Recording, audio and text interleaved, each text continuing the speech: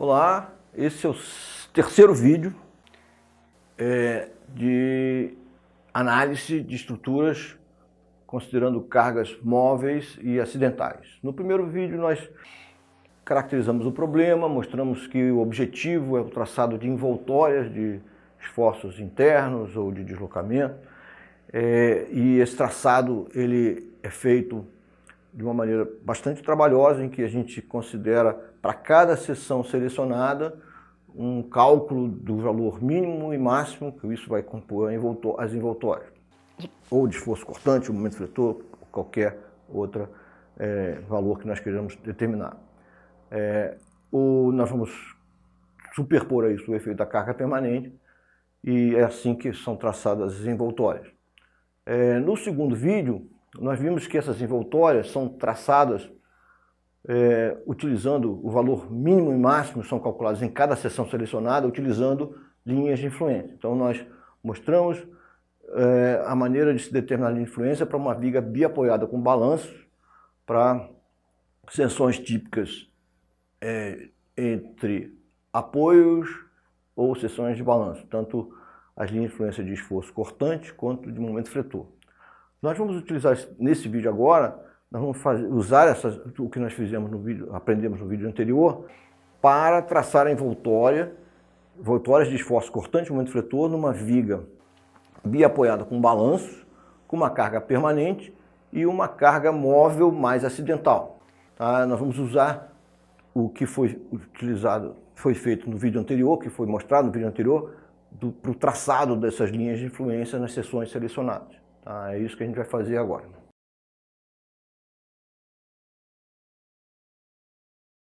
O exercício que nós vamos fazer para determinação de envoltórias de esforços cortantes e momentos fletores vai ser nesse modelo bem simples, que é um modelo de uma viga biapoiada,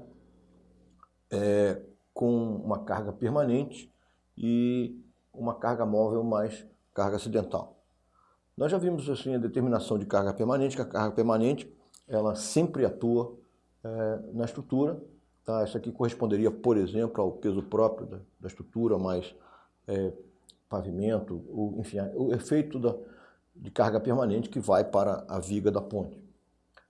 A carga móvel ela é uma carga de projeto, aqui nós estamos bastante simplificado, seria um veículo de projeto com dois eixos, e as cargas dos dois eixos seriam de 20 e 10 kN, com a distância entre eixos de 3 metros. Esse veículo pode caminhar nos dois sentidos, em cima da ponte. Nós temos também uma carga acidental, que é chamada uma carga acidental de multidão, que representariam os veículos menores passeando em torno do veículo maior, que seria os dois eixos. As envoltórias que nós vamos traçar, estão indicadas aqui as seções transversais, onde nós vamos determinar os valores dos esforços cortantes e dos momentos fletores. Tá? Nós já vimos que as envoltórias são traçadas por interpolação, e o que nós fazemos calculamos os valores mínimo e máximo de esforço cortante, de momento fletor, em cada uma dessas seções, e depois nós vamos fazer uma interpolação desses valores calculados mínimo e máximo. As envoltórias, então, são análogas aos diagramas de esforços internos para carga permanente, só que elas têm um gráfico, um valor mínimo e um valor máximo em cada seção. Isso a gente já caracterizou lá no primeiro vídeo. As seções onde nós vamos determinar os valores mínimos e máximos de esforço cortante são as seções indicadas, a seção A, a seção que fica B à esquerda, que é uma seção imediatamente à esquerda do primeiro apoio, a seção B à direita, que é uma seção imediatamente à direita do apoio B, a seção C, D, E, F à esquerda do apoio F, I, F à direita, e a seção G. Essas são as seções onde nós vamos determinar os valores mínimo e máximo para se traçar a envoltória de esforço cortante. Já no caso da envoltória de momentos fletores, nós não temos descontinuidade, então nós vamos usar a seção A e a seção G, o momento fletor é nulo sempre, tá? Mas nós vamos usar as seções B, C, D, E e F. É isso que nós vamos ver nesse exercício, tá? A determinação desses valores mínimos e máximos em cada seção é feita utilizando linhas de influência. No vídeo anterior, nós mostramos como traçamos linhas de influência típicas, em seções típicas de uma viga biapoiada com balanço. Esse é o caso isostático, nós já mostramos como se traça isso, nós vamos relembrar isso através desse exemplo. Na verdade, eu não vou traçar para todas as seções, eu não vou fazer esse cálculo mostrando em detalhe para todas as seções, vou pinçar uma ou outra seção e depois nós vamos mostrar isso através de toda a determinação de toda a viga, mas já com imagens já prontas, tá? Mas aqui eu vou detalhar simplesmente alguma outra seção para o cálculo desse mínimo e máximo, considerando primeiro a carga permanente e depois a carga móvel mais acidental. Inicialmente, o traçado envoltório é feito considerando a carga permanente. O que está mostrado aqui são os diagramas de esforços cortantes, momentos fletores na viga. É traçado de uma maneira convencional, eu não vou aqui descer muito em detalhe de como isso é feito, porque isso realmente é muito simples. Uma viga biapoiada isostática, com uma carga permanente, que é uma carga uniformemente distribuída ao longo de toda a extensão da viga. Tá? Aí, nós calculando aqui as reações de apoio, a gente poderia calcular então, os diagramas de esforço cortante e momento fletor. Os diagramas de esforço cortante para carga permanente já tem uma descontinuidade nos apoios. É normal, porque é o valor dessa continuidade, essa força concentrada, que é a reação de apoio em cada um deles. A reação de apoio tem um valor de 180 kN para esse caso, e a descontinuidade então é de 180. O diagrama, ele cai, essa inclinação do diagrama de esforço cortante é, na verdade, a taxa de carregamento distribuído na viga, né? Então essa inclinação, e a gente tem então o valor na seção B à esquerda, menos 60, na seção B à direita, nós temos mais 20 e assim cai com os valores em C de mais 60, em D 0, em F menos 60, em F à esquerda menos 120, em F à direita 60, caindo de novo para 0. Tá? Nós vamos fazer depois mostrar uma tabela dos valores calculados das envoltórias, em que logo na primeira coluna da tabela nós vamos indicar esses valores que foram determinados para a carga permanente. Isso vai aparecer mais adiante. Aqui então é o diagrama de força cortante para carga permanente, CP significaria carga permanente, e as unidades aqui são em kN. A mesma coisa para o diagrama de momento fletor, traçado, eu não estou mostrando como ele é feito, isso é conhecido, então eu tenho um diagrama com trechos em parábola do segundo grau, porque a carga é uma carga constante, uniformemente distribuída. Nos balanços eu tenho momentos negativos, ou seja, momentos que tracionam as fibras superiores, é o que a gente indica. Usando a convenção de sinais, aqui que a gente vai usar os sinais porque as cargas móveis realmente precisam de ter sinal envolvido nisso. Então, nos trechos negativos, nos que tracionam as fibras superiores, são negativos, e é o que nós temos no balanço, e o que está sendo indicado aqui são os valores dos momentos fletores nas seções A, B, C, D, E, F e G, sendo que A e G são nulos. Nós vamos também na tabela de envoltórias, nós vamos na primeira coluna indicar os valores dos momentos fletores provocados pelas cargas permanentes. Eu escolhi a seção C com uma seção típica entre apoios da viga biapoiada com balanço, para determinar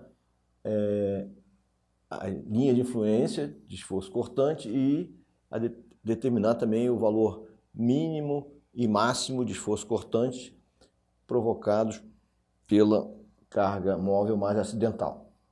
Só lembrando que nós vimos no vídeo anterior, o traçado das linhas de influência de esforço cortante.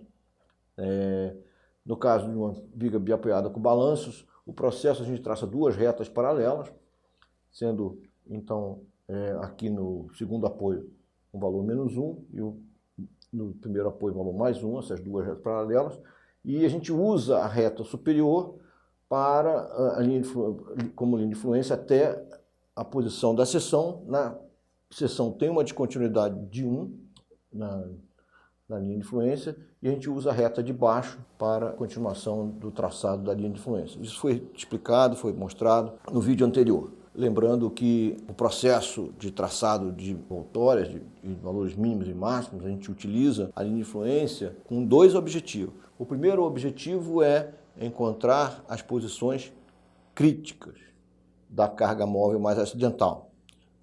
Aqui, nesse caso, é simples, porque nós temos uma linha de influência que é formada por trechos retos e nós só temos duas cargas concentradas no nosso veículo de projeto. A segunda utilidade é determinar os valores mínimo e máximo usando a própria linha de influência, é o que nós vamos mostrar agora.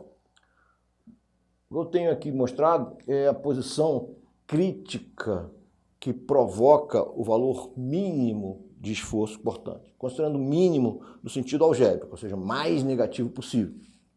Tá? Então, o procedimento é, eu vou procurar posicionar a maior carga concentrada do veículo de projeto em cima da maior ordenada negativa. No caso, eu tenho duas ordenadas negativas, que é o pico negativo, são iguais, mas o veículo não pode ser dobrado, só tem um veículo de projeto. Então, eu posicionei, tanto faz eu posicionar aqui, esses dois triângulos negativos aqui do trecho negativo são iguais, então tanto faz eu posicionar aqui a carga móvel sobre esse trecho negativo ou sobre o outro trecho negativo. Uma coincidência é evidente que a distância, só nesse exemplo, a distância entre os eixos do veículo é 3 metros, que coincide com o comprimento do balanço, mas é só nesse exercício para ficar mais simples as coisas. O que eu tenho, então, eu posicionei a maior carga concentrada, que é essa carga de 20, em cima do menos 0,25. Eu estou querendo que fique mais negativo possível. E a carga de 10, ela podia ter caído para fora da ponte ou caiu aqui, que a distância é 3, essa distância é fixa, não posso variar, a distância do comprimento do veículo, entre eixos do veículo, mas então ela caiu em 0. E a carga acidental de multidão, eu vou casuisticamente interromper para provocar o mais negativo possível. Então, eu vou colocar a carga de multidão aqui em cima dos dois trechos negativos. Tá?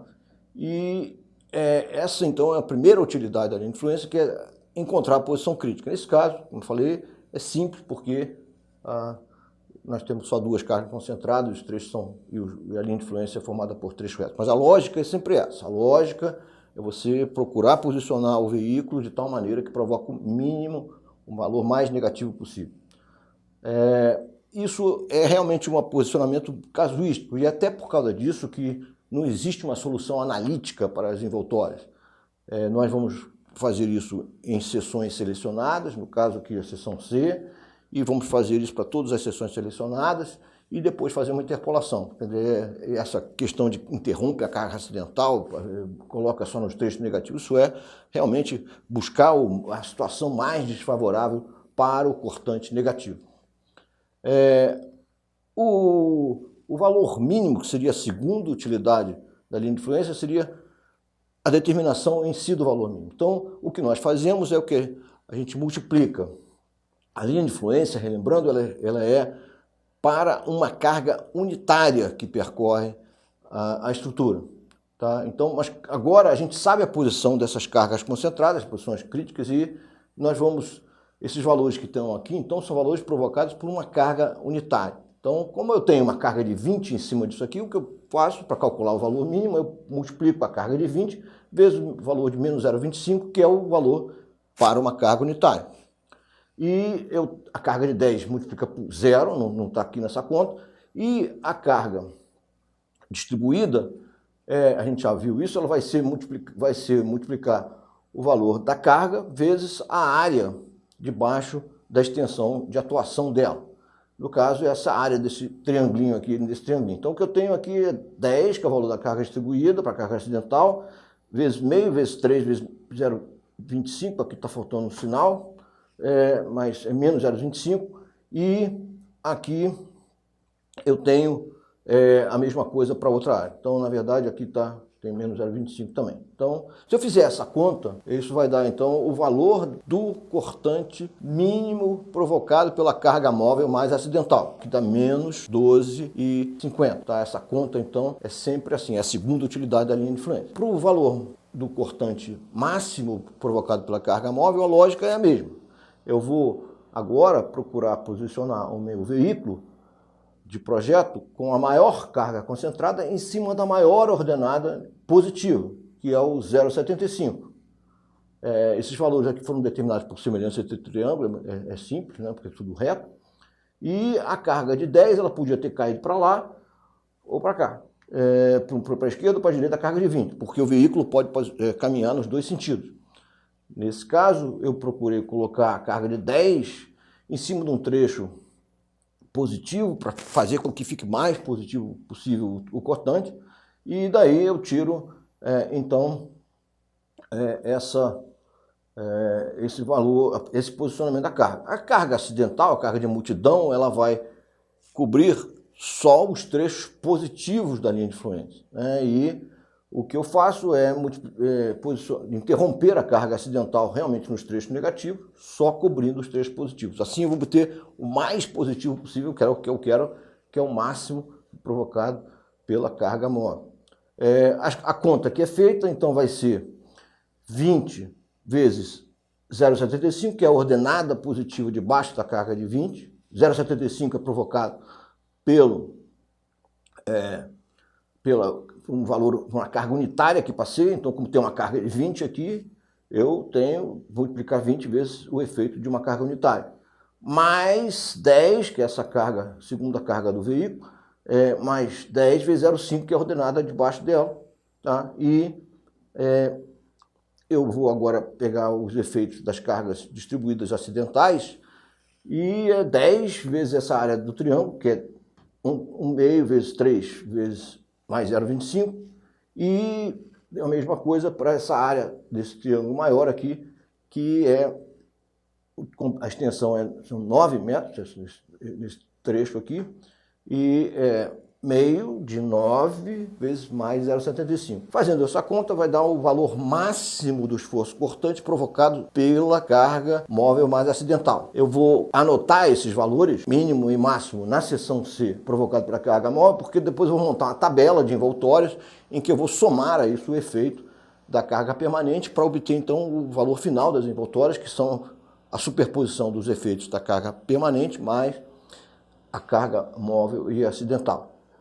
Eu vou fazer isso para mais uma seção típica de balanço e depois para momento fletor também. Para traçar a linha de fluência e determinar o valor mínimo e máximo de esforço cortante para uma seção típica da viga biapoiada com balanço, eu escolhi a seção que fica imediatamente à direita do segundo apoio, é a seção F à direita. Relembrando o traçado da linha de fluência, a linha de fluência do esforço cortante na seção representa um gráfico, né, que expressa como varia o esforço cortante nesta seção com o passear de uma carga unitária que percorre a estrutura.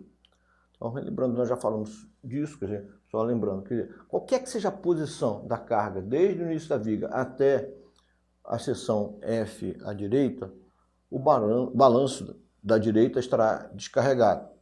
Significa que o esforço cortante é nulo, qualquer que seja a posição da carga unitária passeando desde o início até lá, é nulo.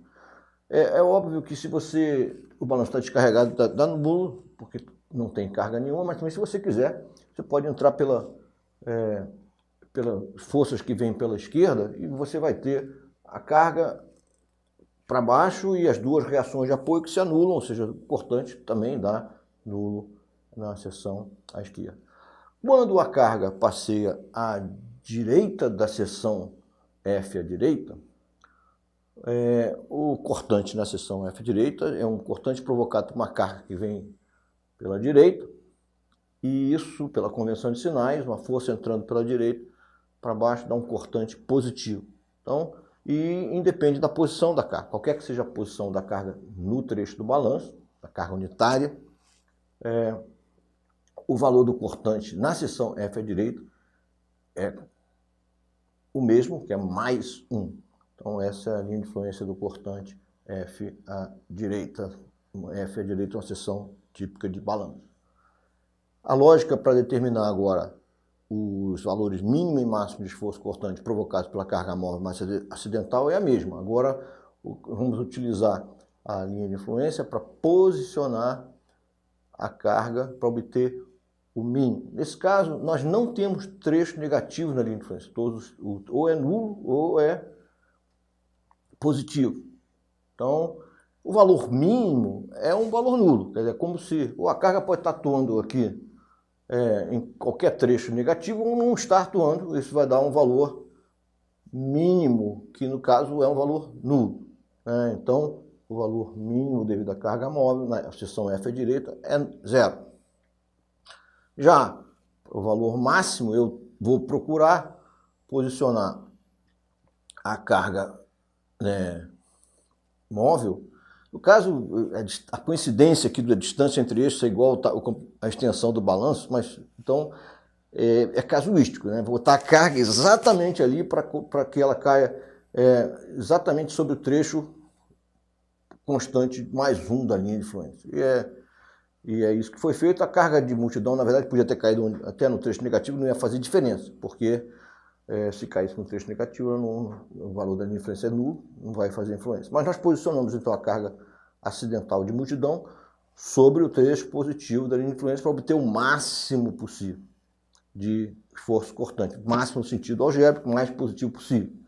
Aí o valor isso foi então a primeira utilidade da linha de influência. A segunda é determinar mesmo, fazer o cálculo dos valores. E aí é só multiplicar o valor da carga concentrada vezes a ordenada debaixo dela, que é mais 1, mais a outra carga concentrada vezes o valor da ordenada debaixo dela, que é mais 1, e mais a carga distribuída de multidão vezes a área debaixo dela, que é a área desse retângulo. E fazendo essa conta toda, nós descobrimos aqui, determinamos o valor do cortante máximo na seção F à direita, provocado pela carga móvel mais acidental. A gente anota esses dois valores, porque isso vai entrar numa tabela junto com o valor anterior que a gente calculou e os outros todos os valores, para todas as seções que nós selecionamos para determinar as envoltórias.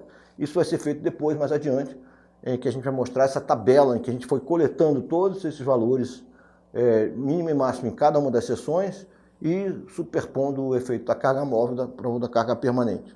A determinação de valores mínimo e máximo de momento fletor em uma seção qualquer da nossa viga do exemplo segue os mesmos passos do que foi feito para uma seção qualquer. Nós determinamos o mínimo e máximo esforço cortante. A base sempre é a linha de influência. Então, estou escolhendo aqui uma seção típica entre apoios da viga biapoiada com balanço, a seção C, que fica a 3 metros à direita do primeiro apoio, e está indicada aqui a linha de influência de momentos fletores em C. Lembrando que o que significa linha de influência? Significa como varia o momento fletor na seção C para uma carga unitária vertical para baixo que percorre a estrutura. Todos os valores que nós temos aqui são provocados por uma carga unitária. Já vou lembrar como é que a gente traçou isso, mas com base nessa linha de influência, nós vamos posicionar a carga móvel mais acidental de maneira a provocar o valor mínimo do momento fletor e posicionar para achar a posição que vai ser provocar o máximo do momento fletor na seção C. O traçado da linha de influência tem lá uma metodologia em que a gente tem duas retas. A gente já deduziu isso já no segundo vídeo, na questão de repetir, mas relembrando aqui, eu traço uma reta que pega a distância da seção até o apoio, replico esse valor aqui 3 e 1 até o outro apoio. A outra reta eu replicaria esse valor de 9, que é essa distância da seção C até o segundo apoio, traçaria 9 para baixo e ligaria até o primeiro apoio, teria essa segunda reta. Essas duas retas se encontram na seção C e eu uso a reta que vai do primeiro apoio até o 9 aqui como primeiro trecho da linha de influência e uso a segunda reta como segundo trecho da linha de influência. A gente deduziu isso analiticamente. Aqui nós temos os valores das ordenadas da linha de influência, foram todos determinados por semelhança de triângulo. Tá?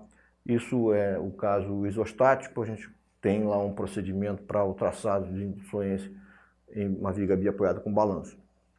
Depois que eu tenho isso, eu tenho todos os valores aqui indicados, eu vou procurar posicionar a carga móvel mais acidental de tal maneira a que eu tenha o mais negativo possível, o mínimo, Tá? Então a lógica é sempre a mesma, para pegar a maior carga do veículo de projeto, que é essa carga de 20, e vou posicionar em cima da maior ordenada em módulo negativa da linha de influência. No caso, essa a maior ordenada negativa, esse menos 2,25 fica lá na extremidade esquerda da viga. Então, e a outra carga que dista da carga de 20, 10, dista 3 da carga de 20, a carga de 10, ela vai cair, ou ela cairia para fora, ou cairia em cima do apoio, daí na verdade cai em cima da ordenada nula ali. E a carga acidental de multidão, para provocar o mais negativo possível, o mínimo, eu vou posicionar somente nos trechos negativos da linha de influência. Tá? Então isso assim, a gente está pegando uma situação extrema, mais negativo possível, é assim que é determinado.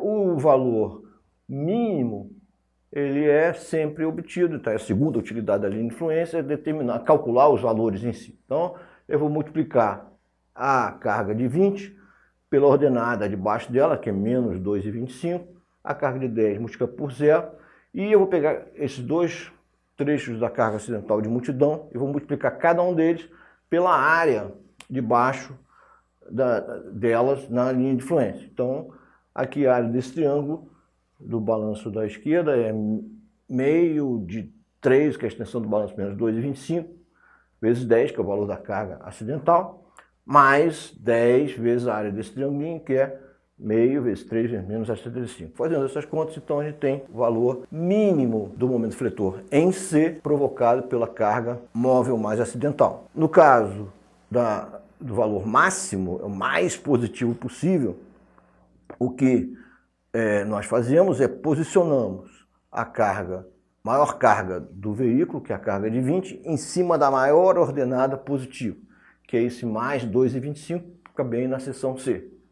E a carga de 10, que dista 3 metros da carga de 20, a gente poderia ter colocado sobre o trecho negativo, nulo aqui, mas a gente coloca em cima do mais 1,50, que fica bem no meio da viga, porque isso vai fazer com que fique mais positivo possível.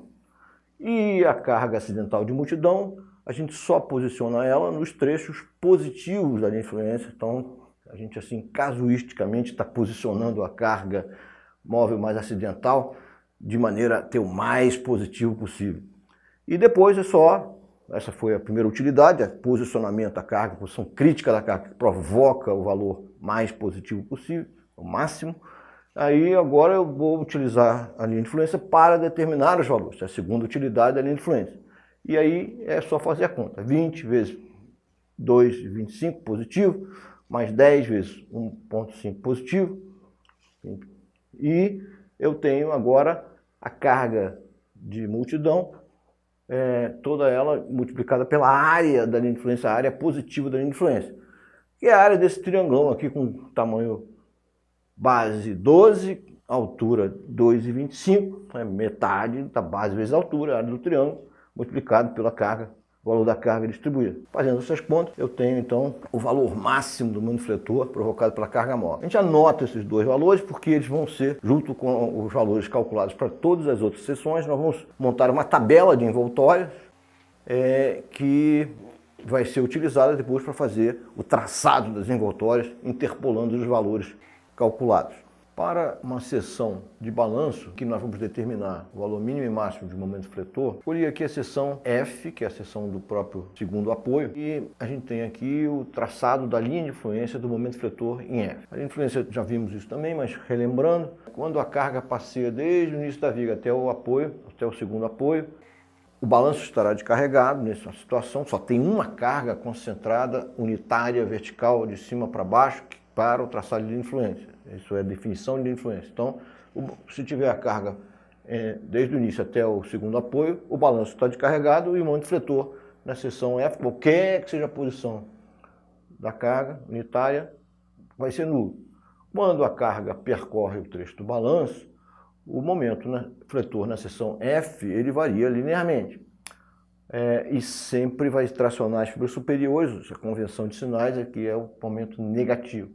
O valor máximo do momento em F vai ocorrer quando a carga estiver exatamente na extremidade final do balanço e a extensão do balanço é 3, então o momento fretor em F, nesta posição da carga, é menos 3. E varia linearmente, quando a carga estiver exatamente em cima de F, o valor do momento fretor em F é 0. Então, o traçado é um processo, no caso de balanço, é diferente do caso entre apoios, assim como foi para o cortante também. Depois que você tem a linha de influência, o processo é o mesmo. Utiliza-se a linha de influência para duas maneiras, para duas coisas. Nós vamos utilizar a linha de influência para encontrar a posição crítica, que provoca o valor mínimo, e a posição crítica provoca o valor máximo, e também para calcular os valores. No caso, eu tenho aqui só trecho negativo, então eu vou posicionar a maior carga de 20 em cima da maior ordenada negativo para obter o mínimo de momento fretor.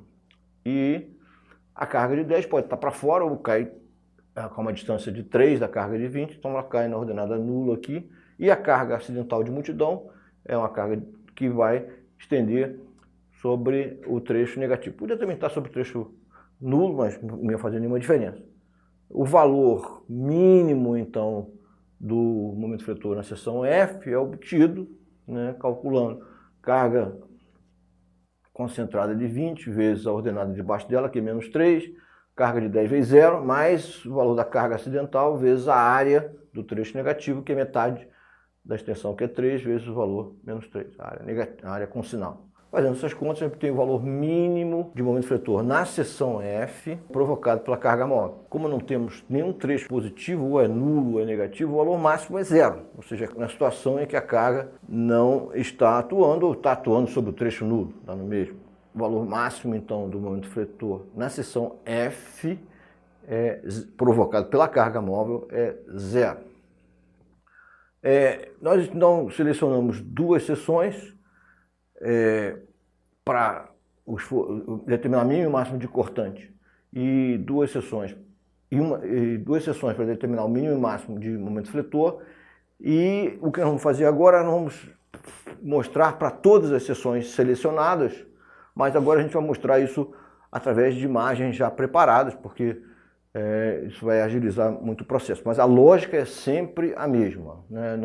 Para cada seção selecionada, a gente traça a linha de influência, utiliza essa linha de influência para encontrar as posições críticas que provocam mínimo e máximo, e depois nós usamos a linha de influência para calcular os valores mínimo e máximo. Então esse é o procedimento de traçado de envoltório. Esses dois valores aqui vão entrar lá na tabela para a seção F, na coluna em que nós temos valor mínimo e máximo provocado pela carga móvel de momento fretor, e depois a gente vai traçar as envoltórias por interpolação dos valores calculados em cada seção selecionada. Temos aqui o exemplo que nós estamos estudando. A gente viu algumas seções, a determinação de linha de influência e valores mínimos e máximos de esforço cortante e momento fretor. Agora vamos fazer um apanhado geral da viga com todas as seções que foram selecionadas. Tá? Então, de novo, eu tenho aqui a viga com as seções indicadas, a seção A, B, C, D, E, F, G são usadas para traçar envoltórios de momentos, sendo que A e G têm momentos nulos. E para o cortante nós vamos usar a seção A, B à esquerda, a seção que fica imediatamente à esquerda do apoio B, a seção B à direita, C, D, E, F à esquerda, F à direita e G. São as seções que foram selecionadas para traçado da envoltória de cortante. A carga móvel está indicada aqui, a gente tem então um veículo de projeto com 2 eixos, sendo que tem então 2 cargas concentradas para cada eixo, carga de 20, carga de 10, lembrando que esse veículo pode trafegar nos 2 sentidos, a gente tem uma carga acidental dita de multidão, que tem uma extensão indefinida, como a gente viu, ela vai ficar interrompida de maneira a minorar ou majorar algum efeito. Tá? Então vamos começar aqui o efeito da carga permanente, vamos traçar as envoltórias, a primeira envoltória de mínimos e máximos de esforço cortante. O efeito da carga permanente a gente já tinha indicado, estou só relembrando aqui através da imagem, tá? Tem uma carga permanente de 20 kN por metro, na extensão de toda a viga, incluindo os balanços. E esse é o diagrama de esforços cortantes para carga permanente, observando que o esforço cortante tem descontinuidade nos apoios, porque tem uma reação de apoio, então eu tenho um valor à esquerda, que é esse menos 60, à direita mais 120, no outro apoio é menos 120 à esquerda e mais 60 à direita. O diagrama varia linearmente, a inclinação desse diagrama é a taxa de carregamento aplicada, o carregamento uniforme distribuído de 20 kN por metro.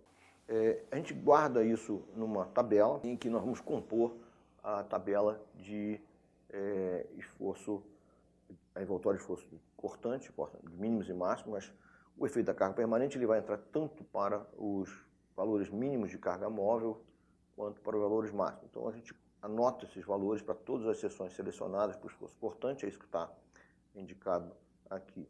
Aí essa tabela ela vai ser modificada, vai ser acrescentada com os valores mínimos e máximos em todas as seções. Nós fizemos aqui, pessoal, anotar os valores devido à carga permanente. Começando então para a primeira seção selecionada, nós já vimos essa situação, a situação em que a seção de estudo é a seção da extremidade livre do balanço. A linha de influência de esforço cortante, a gente já viu, é simplesmente uma linha, né, com um pico de menos 1. E o valor, então, máximo é 0, devido à carga móvel, ou seja, não tem valor positivo. Então, e o valor mínimo é quando nós pegamos a maior carga e jogamos em cima da maior ordenada. E nós temos, então, essa situação. E aí essa primeira utilidade da linha de influência foi determinar a posição da carga móvel para provocar o mínimo e o máximo. A posição da carga para provocar o mínimo é simplesmente a carga concentrada maior de 20 em cima daquela única ordenada que existe, que é diferente de 0, que é menos 1. O restante poderia cair em qualquer outro lugar e não faria diferença, porque a linha de influência só tem o resto dos valores são nulos. O valor máximo é não atuando carga móvel, e aí o que a gente tem, esses são os valores de mínimo devido à carga móvel na seção A, e o valor que é menos 20, e o valor máximo é 0. A gente preenche então a tabela de envoltórias com valor mínimo e máximo de 0, e a gente superpõe ao valor nulo da carga permanente, o valor mínimo e máximo da envoltória, então são nulos nessa seção A. Indo para a segunda seção selecionada, a seção B à esquerda, já a linha de influência, a gente já viu, ela é uma linha de influência constante, para a seção típica de balanço, o valor é menos 1, e aí eu posiciono a carga móvel no balanço, trecho negativo, para obter os valores mínimos devido à carga móvel acidental. Isso aqui é uma coincidência, a distância entre eixos é exatamente igual ao tamanho à extensão do balanço, e aí a gente colocou as duas cargas concentradas da carga móvel exatamente no trecho menos 1 da linha de influência, que é constante. E a carga acidental de multidão, ela também fica nesse trecho negativo da linha de influência, poderia até colocar no restante, mas como o valor é nulo da linha de influência no restante, não faria a menor diferença. O valor máximo, o posicionamento da carga móvel para obter o máximo de esforço cortante é não colocar carga móvel, porque não tem ordenada nenhuma positiva, então o máximo no sentido algébrico, mais positivo possível, na verdade é nulo, 0. Então o valor máximo da carga móvel é não atuando e o valor é 0. A determinação do valor mesmo, esforço cortante mínimo, é multiplicar a carga concentrada de 20 pela ordenada, que é menos 1, multiplicar a outra carga concentrada de 10 por menos 1, que é a ordenada debaixo dela, e multiplicar a carga de multidão 10 pela área da linha de influência debaixo dela, que é esse retângulo de menos 1. Então é 10 vezes 3 vezes menos 1. Fazendo essa conta, a gente obtém o valor mínimo do esforço cortante para carga móvel, o valor máximo é 0. Isso a gente preenche na tabela de envoltórios, e nesse caso, então, eu tenho menos 60, que é o valor mínimo, o valor máximo é 0, mas eu tenho o efeito da carga permanente, que é menos 60, naquela seção B à esquerda. Então eu obtenho esse menos 120, é o valor mínimo já da superposição do efeito da carga permanente mais carga móvel, e o valor máximo dessa superposição é menos 60.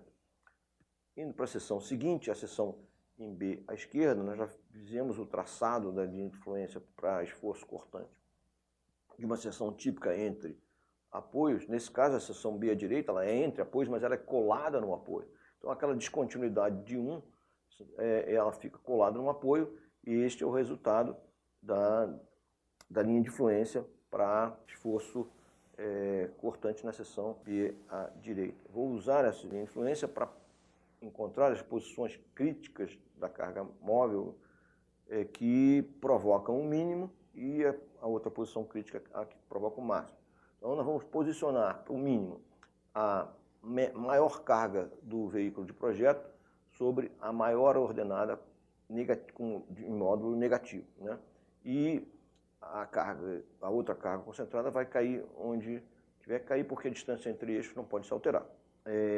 A distância entre as cargas concentradas. E, no caso, a carga maior caiu na extremidade do balanço, onde a ordenada é menos 0,25, e a outra carga de 10 poderia ter caído para fora da ponte, ou caiu nessa posição que o valor da ordenada é 0. Já o posicionamento para a carga, para o cortante máximo, eu vou posicionar a maior carga do veículo de projeto sobre a maior ordenada da linha de influência, a maior ordenada positiva da linha de influência, e isso eu tenho, então, que essa ordenada mais 1 aqui. A outra carga concentrada, ela vai cair a 3 metros de distância, a distância entre eixos, e ela cai sobre 0,75, jogando para o lado. É melhor ela cair sobre o 0,75, vai provocar um efeito maior caindo sobre o 0,75 do que caindo no outro lado. Como o veículo pode ir nos dois sentidos, a gente posiciona assim. Já a carga acidental de multidão, a gente vai posicioná-la somente nos trechos positivos da linha de influência, ou seja, no trecho negativo, que é no balanço da direita, não tem posicionamento de carga acidental, não atua ali. Então a gente está realmente fazendo um processo casuísta mesmo de obter o mínimo e o máximo através do aspecto da linha de influência. É possível fazer isso, nesse caso, visualmente, porque a linha de influência é simples, é formada por trechos retos, e nós só temos duas cargas concentradas. Mais tarde a gente vai ver que esse processo é um processo bastante trabalhoso e para fazer na mão, e a gente vai ver lá mais adiante, no último vídeo, lá que o F2 faz isso de uma maneira bem interessante. A segunda utilidade da linha de influência é a determinação dos valores mesmo, dos valores mínimos e máximos do cortante. Então aqui é a mesma coisa que já fizemos, carga concentrada vezes a ordenada debaixo dela, para o mínimo, 20 vezes 0,25, 10 vezes 0, não cai, e a carga acidental vezes a área de baixo, que é a área desse triangulinho aqui, que é 10 vezes meio vezes 3 vezes 0,25, então isso dá o valor, fazendo essas contas, dá menos 8,75 kN, que é o valor mínimo de esforço cortante na seção B à direita para a carga móvel mais acidental. O valor máximo é análogo, a gente vai multiplicar 20 vezes 1, 10 vezes 0,75, mais 10 da carga acidental vezes essa área desse pequeno triângulo no balanço da esquerda, que está aqui, então é 10 meio vezes 3 vezes 0,25, e 10 da carga acidental vezes essa área desse triângulo que abrange todo o vão da viga biapoiada, vão central. Então é 10 vezes meio vezes 12 vezes 1. A área do triângulo é meio de 12 vezes 1, que é essa área desse triângulo. Fazendo essas contas, a gente obtém o valor do esforço cortante máximo na seção B à direita, provocado pela carga móvel mais acidental. Vai na tabela, preenche esses valores, e eu tenho o efeito naquela seção devido à carga permanente é menos 120, o efeito nessa seção para a carga móvel é menos 8,75 e o efeito máximo devido à carga móvel mais 91,25.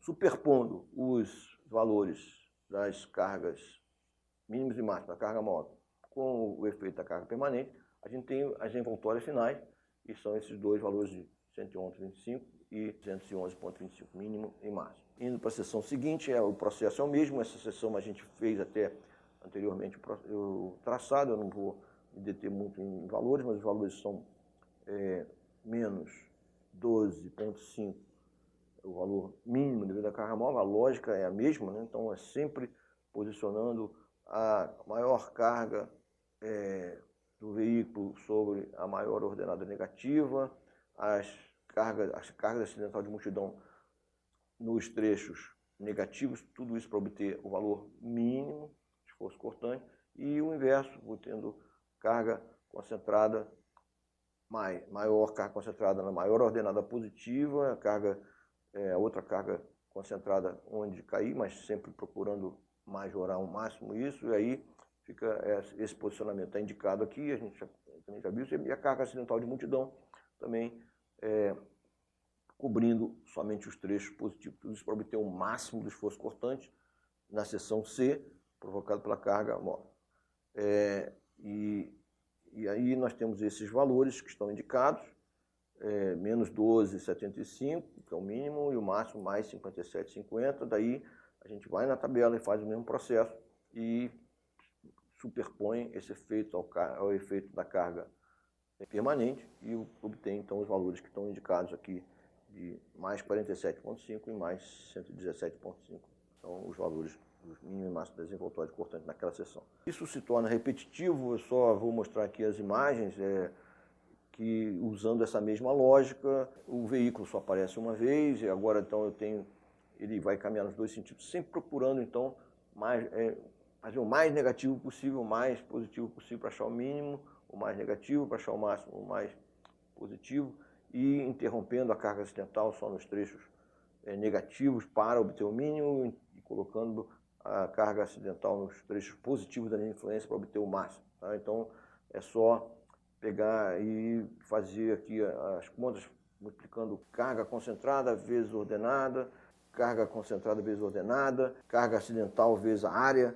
Tá? Eu tenho dois trechos aqui negativos, então a carga acidental ficou interrompida, multiplicada pelas áreas, é a mesma coisa. Você vê que nesse caso da seção D, a seção do meio do vão, bem no meio do vão, o valor mínimo e o valor máximo são iguais em modo pela simetria do problema, né? Então é isso que acontece. Aí a gente vai para a tabela, preenche lá os valores, o valor do cortante devido à carga permanente na seção do meio é 0, mas eu tenho um aumento, uma diminuição provocada pela carga móvel, que dá então o valor da envoltória.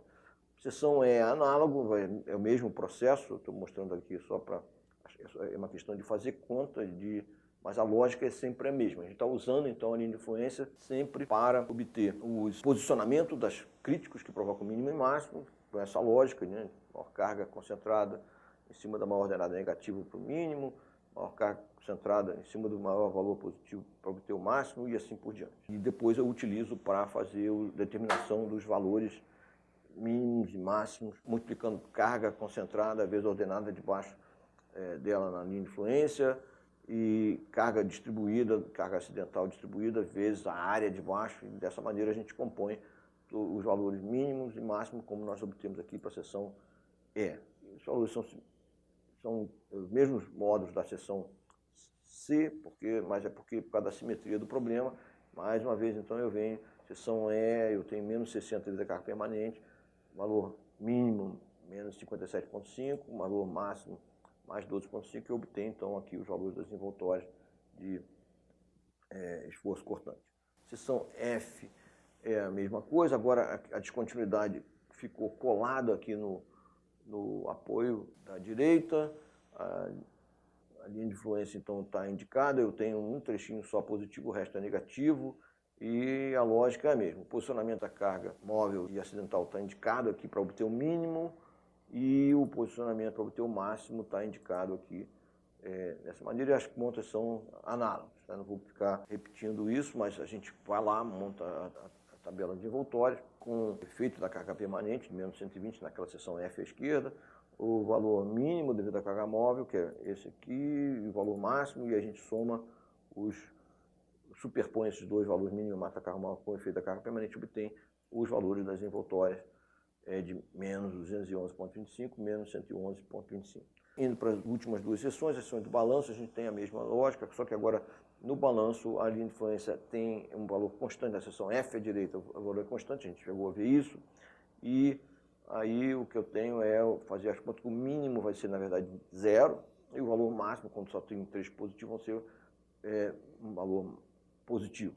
Tá? E é bem análogo ao que a gente fez o resto, e de novo a gente superpõe lá os valores devido devido à carga móvel, com o valor devido à carga permanente, obtém valores mínimos e máximos. Finalmente, a última seção da envoltória de cortante é a seção G, que tem aquele pico de mais um, aquele retângulo se degenera numa linha, e aí a gente tem o valor mínimo é 0, o valor máximo é quando a carga concentrada, a maior carga concentrada, está exatamente sobre esse 1, é 20 vezes 1, 20, e daí eu tenho a minha tabela de envoltórias traçada aqui. É óbvio que aqui, nesse caso, a gente fez uma seleção de poucas seções, não foram muitas seções, a gente vai traçar esses envoltórios com os valores que a gente tem. Eu vou fazer uma interpolação desses valores, na verdade, fazer uma interpolação linear desses valores, né? Então, o que eu fiz simplesmente foi para traçar aqui o que a gente já definiu, que são as envoltórias de esforços cortantes mínimos e envoltórias de esforços cortantes máximos, são análogas ao diagrama de esforço cortante, mas como em cada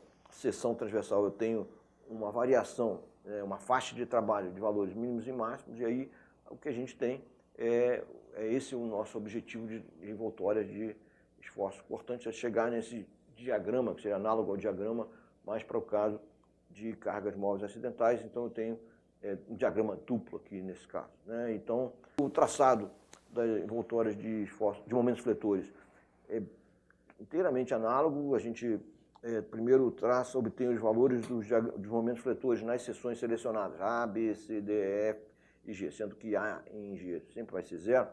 A gente tem esse traçado aqui do diagrama de momento fletor para carga permanente e obtenho aqui os valores. Eu estou usando aqui a convenção de sinais, momentos que tracionam fibra superior são negativos, vou usar sinal nisso, e eu preencho então a tabela de envoltórios de momento fletor com os valores da carga permanente, é o que está aqui indicado, já colocando valores nulos de momentos fletores nas seções das extremidades livres dos balanços, que é A e G, e o processo é semelhante. Assim, a gente já viu esse traçado de linhas de influência de momento fletor em seções típicas de balanço, como seção B, daquele triângulo, que no caso negativo aqui, menos 3 até 0, e eu vou posicionar o veículo de projeto e a carga acidental de maneira a obter o mais negativo, ou seja, a maior carga concentrada sobre o maior valor negativo, que é o menos 3, e a carga de 10 onde caiu, no caso caiu 0, e a carga acidental cobre o trecho negativo, então a lógica é a mesma. 20 para obter, isso é o posicionamento, para obter o valor mínimo. Para calcular os valores é 20 vezes a ordenada de baixo de 20, que é menos 3, 10 vezes 0, mais 10 da carga concentrada, 10 da carga acidental aqui, 10 vezes a área desse triângulo, que é meio de 3 vezes menos 3, a área com sinal. E daí eu obtenho o valor mínimo nessa seção para a carga móvel. O valor máximo, como não tem nenhum trecho positivo, é 0, né? Então, como se a carga não estivesse atuando. E preencho na tabela de envoltórias os valores e superponho os valores mínimos e máximos, menos 105 e 0, com o valor da carga permanente, menos 90, eu obtenho os dois valores mínimos e máximos das envoltórias. A mesma coisa, a gente vai agora para a seção C, eu tenho o diagrama, a linha de influência de momentos fletores em C, a gente já viu esse traçado como é que é, e aí já mostramos inclusive esse caso, que eu obtenho então a posição crítica devido para obter o mínimo de momento fletor na seção C. Eu uso a linha de influência para encontrar essa posição crítica, usando a mesma lógica anterior, e eu uso a linha de influência também para obter a posição crítica para o momento fletor em C máximo.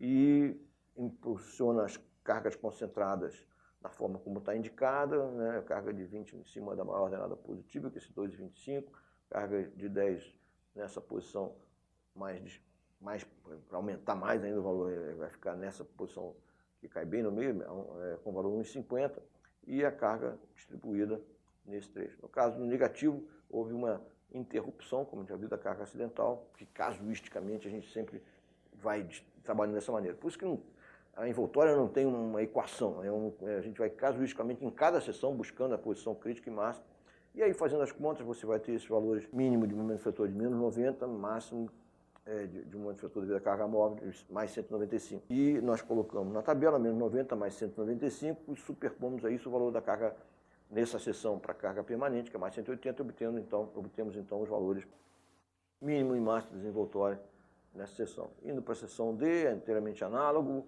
Aqui eu tenho uma linha de influência simétrica, porque a seção D é central.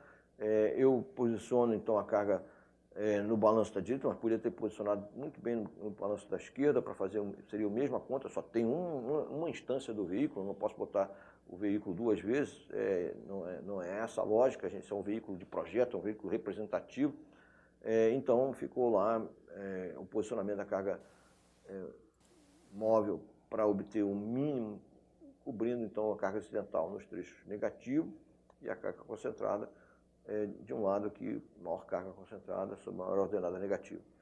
Para obter o máximo, também a gente só vai cobrir o trecho positivo da influência, então aí está os valores e, mais uma vez, é o mesmo processo.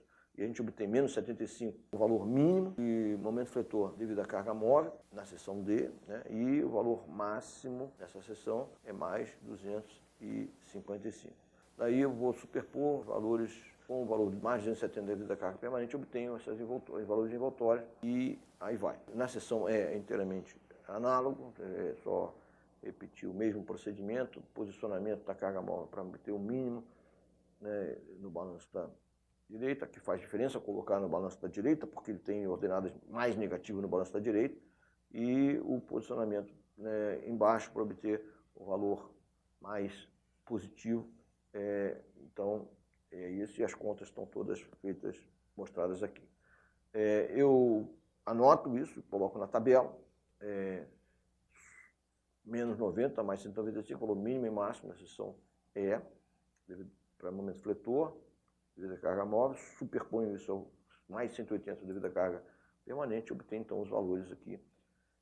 E finalmente a seção F, que é a seção já do balanço direito, é a mesma lógica, e eu obtenho menos 105 e 0, valor mínimo e máximo. Aí a tabela completa de envoltórias para as seções selecionadas. Há uma certa simetria, e isso é sempre o caso. A estrutura é simétrica e o diagrama de fatores é simétrico, as envoltórias também são simétricos. No caso do esforço cortante, a estrutura é simétrica, o diagrama é antissimétrico e as envoltórias também são antissimétricas. E eu tenho aqui o traçado das envoltórias. Aqui foi feita uma interpolação, embora os valores que eu tenho utilizado sejam calculados só nas seções selecionadas, eu fiz um desenho aqui traçando uma envoltórias curvas, que no fundo é o que é. E só observando que nos balanços, os valores máximos são os valores devido à carga permanente, porque no balanço a carga móvel só vai fazer com que o momento fique mais negativo, você vai colocar, vai ser levar para o mínimo, né? No sentido algébrico, mais negativo é o mínimo. E esse é o nosso objetivo. A gente fez isso por um exemplo muito simples, de uma viga biapoiada com balanço, com um veículo de projeto muito simples. É um processo trabalhoso, isso aqui só está exemplificando como que a gente fazia isso quando não tinha computador, era esse processo, né? Mas é bom a gente ver como é que isso é feito assim de uma vez. A gente vai ver que, no caso, usando um programa de computador, essas coisas ficam automatizadas. Eu vou mostrar isso como é que se faz no FTool. A questão toda é entender essa lógica de obter as envoltórias, e tudo se resume em você determinar linhas de influência nas seções selecionadas. Linhas de influência de esforço cortante, linha de influência de momento fletor. Isso aqui é importante, porque depois que você tem a linha de influência, você faz o resto todo, é um trabalho mais mecânico, repetitivo. Tá? A grande coisa é ter a determinação das linhas de influência. E os programas de computador também fazem isso, o FTool faz isso, e a gente vai ver isso também no próximo vídeo. Esse é o final, então, do terceiro vídeo dessa série de vídeos que nós estamos mostrando para a consideração de cargas móveis e acidentais na análise de estruturas. Esse terceiro vídeo ainda foi o traçado de envoltórias de esforço cortante e momento fletor numa viga biapoiada com balanços, com carga permanente e carga acidental e móvel. O veículo de projeto móvel que nós utilizamos é um veículo muito simples, com 2 eixos, só 2 cargas concentradas. Isso aqui foi para exemplificar como é o processo. Tá? Ninguém faz isso hoje em dia com cálculo na mão, manual. Tudo é feito no computador, mas esse processo em que nós fizemos assim, seção por seção, determinando a linha de influência de cada seção para esforço cortante, momento fletor, calculamos o valor mínimo e máximo devido à carga móvel, superpomos a isso o efeito da carga permanente. Esse é o processo que se faz mesmo no computador. O que nós fizemos aqui foi detalhar esse processo para um caso simples, isostático, uma viga biapada com balanço, mas não faz sentido a gente fazer isso na estrutura, nem se faz hoje em dia isso. O que se faz é realmente utilizar o computador. Nós mostramos no primeiro vídeo dessa série como o F2 faz isso, né, e a gente mostrou isso para uma viga, para essa viga biapada com balanço, também para uma viga contínua, tá? Mas o que nós vamos continuar depois é o traçado, pelo menos o aspecto do traçado da linha de influência para o caso de vigas hiperestáticas, tá? Isso nós vamos mostrar o processo qual é, mas de fato não vai ser feito mais nenhum cálculo manual, porque não tem mais, não faz sentido fazer isso. Então, esse foi o terceiro vídeo dessa série.